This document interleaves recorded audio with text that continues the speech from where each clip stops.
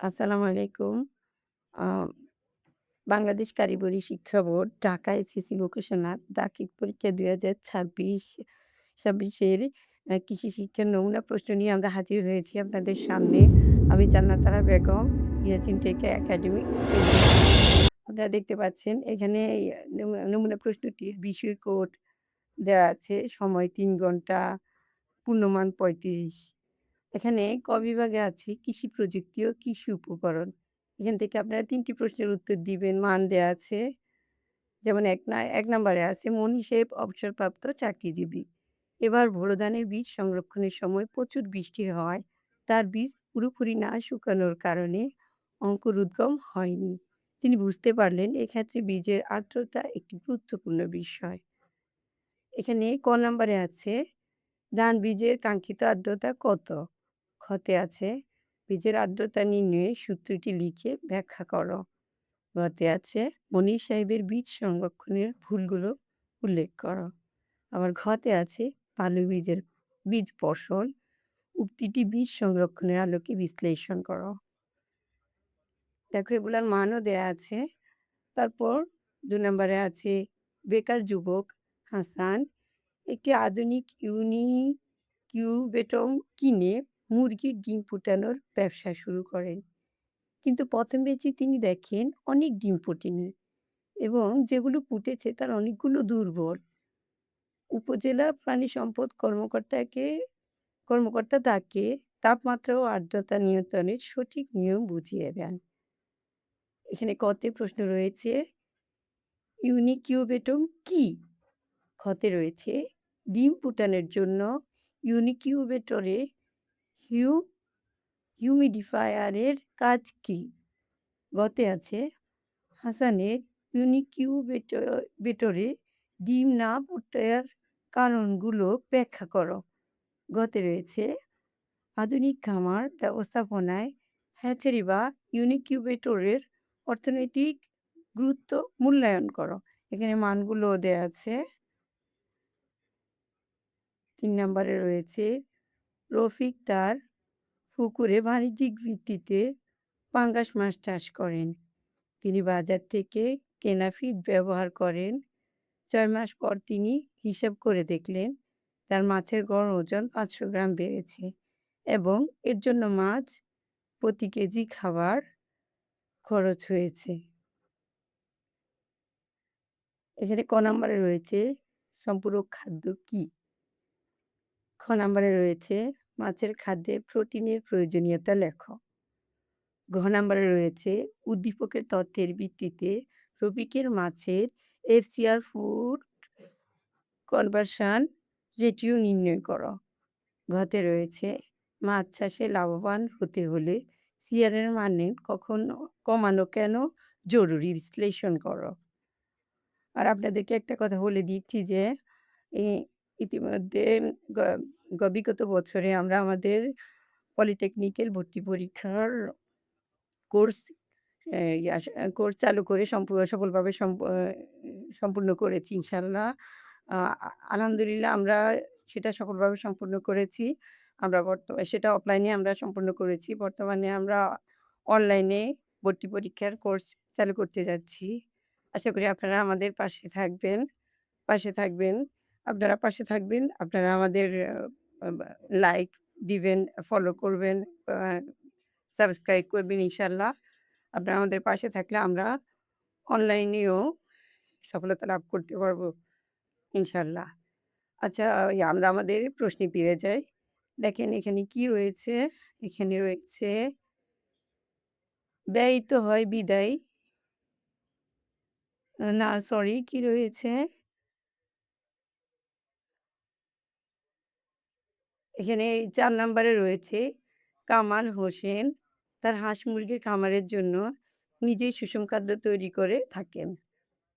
খামার ব্যয়ের একটি বৃহৎ অংশ খাদ্য বাবদ ব্যয়িত হয়।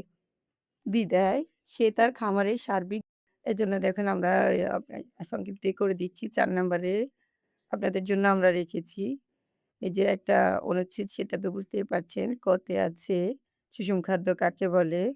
খ তে রয়েছে বিভিন্ন বয়সের ব্রয়লার মুরগির দৈনিক খাদ্য গ্রহণের পরিমাণে উল্লেখ করে একটি সারণী তৈরি করো। এছাড়া ঘ রয়েছে, খ বিভাগে রেখেছি কৃষি ও জলবায়ু, যেখানে ২ টি প্রশ্ন দেয়া থাকবে। পূর্ণমান দেয়া আছে। ৫ নম্বরে আছে ৫ নম্বরে একটা অনুচ্ছেদ আছে দেখতে পাচ্ছেন। ক তে আছে খরা কাকে বলে? খ তে রয়েছে খরা সহিষ্ণু ফসলের বৈশিষ্ট্য লেখ। এছাড়া ঘ তে রয়েছে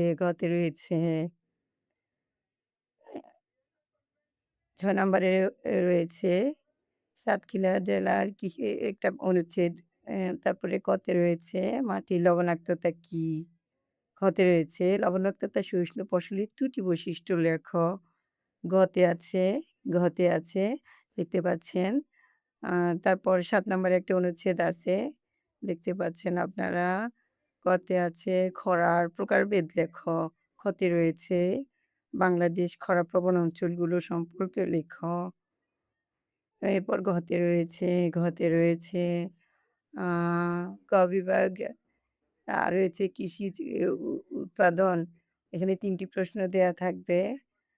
ক তে একটা অনুচ্ছেদ, ইয়া ৮ নম্বরে একটা অনুচ্ছেদ দেখতে পাচ্ছেন। তারপর ক তে আছে বাস্তবিকরণ কি? খ তে রয়েছে অ্যা দুধ দোহনের সঠিক পদ্ধতি উল্লেখ করো। এছাড়া ঘ তে রয়েছে আ আ আপনাদেরকে তো এটা বললাম যে আমাদের ভর্তি পরীক্ষার কোর্স আমরা আ অনলাইনে চালু করতে যাচ্ছি। অনলাইনে চালু করতে যাচ্ছি।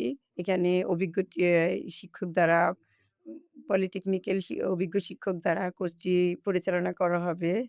আ আপনারা আমাদের পাশে থাকলে আপনারা যদি ভর্তি হতে চান বা আপনারা যদি সফলতা অর্জন করতে চান তাহলে আমাদের কোর্সে ভর্তি হবেন। ইনশাআল্লাহ আপনাদের কাছ থেকে আমরা আশা করি আপনারা আমাদের কোর্সে ভর্তি হবেন। ইনশাআল্লাহ আপনারা আমরা যদিও অফলাইনে গত কোর্সটা সম্পূর্ণ করেছি। ইনশাআল্লাহ অনলাইনে আমাদের পাশে থাকলে আমরা এবারও সফলভাবে সম্পূর্ণ করতে পারব। এছাড়া আপনাদের জন্য একটা সুখবর রয়েছে, সেটা হলো আমরা এই যে ১ম ৫০ জন যারা আমাদের কোর্সে অংশগ্রহণ করবেন, আমাদের কোর্সে ভর্তি হবেন তাদেরকে আমরা ফ্রিতে মেধাবী যারা আমাদের এখানে ভর্তি হতে চান তাদেরকে আমরা ফ্রিতে আ আ যে মানে কোর্সটি সম্পূর্ণ করতে অ্যা সা সা সম্পূর্ণ করতে সেবা প্রদান করব ইনশাআল্লাহ। এছাড়া আমরা এই যে ১০০ জনকে ৫০% আ ডিসকাউন্ট দিব। আপনারা যারা আগ্রহী তারা আমাদের স্ক্রিনে থাকা অ ডিসক্রিপশনে থাকা নাম্বারে নাম্বারে নক করবেন। আর আমাদের সাথে থাকবেন সবসময়। আ এছাড়া দেখেন ৯ নাম্বারে আপনাদের জন্য কি রেখেছি? ৯ নাম্বারে আপনাদের জন্য রেখেছি ক্যাটফিশ কি? আ ক নাম্বারে ক্যাটফিশ কি? খ নাম্বারে শিং মাগুর মাছ সহজে হজম হয় কেন? এছাড়া ঘ তে রয়েছে ১০ নাম্বারে আপনাদের জন্য রেখেছি। দেখেন একটা অনুচ্ছেদ। আ ক তে রয়েছে পোল্ট্রি ফার্মে আ বায়ো সিকিউরিটি বা জৈব নিরাপত্তা কি? খ তে রয়েছে রানীক্ষেত রোগের ২ টি লক্ষণ লেখা। ঘ তে রয়েছে ১১ নাম্বারে আপনাদের জন্য রেখেছি দেখেন। আ ক তে রয়েছে কুজে ঘা কি? খ তে রয়েছে জোয়ার কান্দা রোগ কেন হয়? এছাড়া ঘ তে আছে দেখেন এই যে বিভাগ, এটা বনায়ন নিয়ে। এখানেও ৩ টি প্রশ্ন, এখানে যেকোনো একটি প্রশ্নের উত্তর দিতে হবে। দেখেন এটা ১২ নাম্বার। ১২ নাম্বারে একটা অনুচ্ছেদ রয়েছে। এরপর ক নাম্বারের প্রশ্নটা হলো কার সিজনিং কি? খ নাম্বারে রইলো আবর্তনকালের ভিত্তিতে গামার ও শিশু কোন ধরনের উদ্ভিদে ব্যাখ্যা করো। এরপর ঘ তে রয়েছে আ ১৩ নম্বরে আপনাদের জন্য রেখেছি দেখেন একটা অনুচ্ছেদ। আ ক নাম্বারে আছে নার্সারি কি? খ নাম্বারে রয়েছে পলিথিন ব্যাগে চারা উত্তোলনের সুবিধা লেখো। আ গতে ঘতে দেখুন রয়েছে। তারপর আ অ্যা এই এইটা আপনাদের জন্য আ আমাদের আয়োজন ছিল। আশা করি আপনারা আমাদের কোর্সের প্রত্যেকটা প্রশ্ন করেছেন। সেটা অনুধাবন করতে পেরেছেন। আশা করি আপনারা সফলকাম হয়েছেন। ইনশাআল্লাহ ভবিষ্যতেও আমরা আরো আপনাদের জন্য এরকম চমৎকার নমুনা প্রশ্ন বা যুগোপযোগী অনেক কিছু নিয়ে হাজির হব। আশা করি আপনারা আমাদের পাশে থাকবেন। আর এটার অ্যান্সার সহকার দেখতে আমাদের স্ক্রিনে আ এ চোখ রাখবেন ইনশাআল্লাহ। ইনশাআল্লাহ আপনারা সফলকাম হবেন। আপনাদেরকে সেবা দিতে পারলে আমরা নিজেকে ধন্য মনে করিব। আর আপনি আপনারা অবশ্যই আমাদের পাশে থাকবেন এ বলে শেষ করলাম। আমি জান্নাত আরা বেগম। আসসালামু আলাইকুম। Respected viewers, please like, subscribe and share my channel Yasin Tech AI Academy.